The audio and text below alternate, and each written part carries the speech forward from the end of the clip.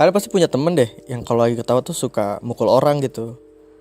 Atau pernah lihat gak ada cowok yang dijenggut rambutnya sama pacarnya tuh karena kesenengan dikasih surprise. Atau misalnya kalian punya keinginan gitu untuk gigit pipi bayi sampai merah.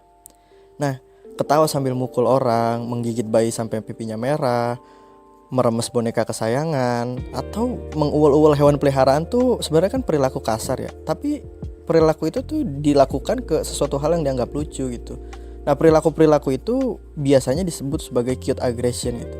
Istilah ini tuh mengacu pada perilaku orang yang agresif terhadap sesuatu yang imut, sesuatu yang terlalu gemas gitu.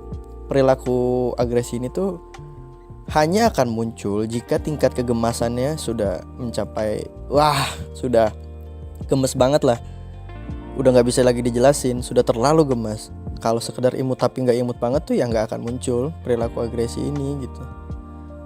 Nah, cute aggression ini menariknya itu lintas budaya karena dia punya satu template yang disebut sebagai baby schema. Baby schema ini tuh template fisik di mana bayi itu punya mata belok seperti ikan, dahi lebar, wajah bulat, dan pipi tembem.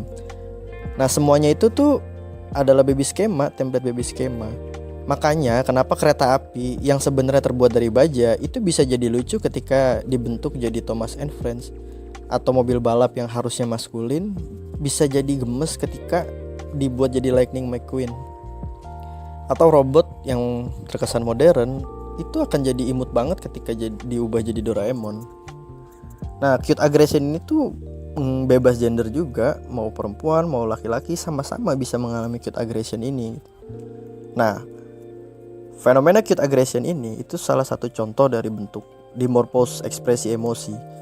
Dimorphose ekspresi emosi adalah usaha otak untuk membuat tubuh tetap seimbang. Misalnya gini, ada orang yang nonton tim sepak bola favoritnya itu juara. Dia pasti akan seneng banget, seneng bukan kepala. Nah, otaknya tuh akan ngomong, udahlah bos, senengnya jangan berlebihan. Akhirnya respon orang tersebut adalah nangis gitu. Padahal dia seneng banget timnya juara, akhirnya nangis gitu. Atau misalkan ada orang yang lagi sedih banget, dia malah merespon dengan ketawa atau senyum-senyum sendiri gitu. Nah, otak tuh lagi ngomong, udahlah jangan terlalu sedih gitu. Akhirnya respon yang muncul itu adalah ketawa.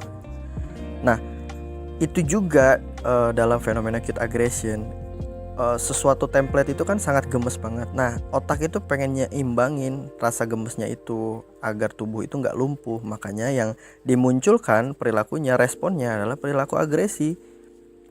Rumitnya begini, cute aggression itu tuh terkait dengan aktivitas dalam hipokampus yang terletak di lobus temporal medial otak.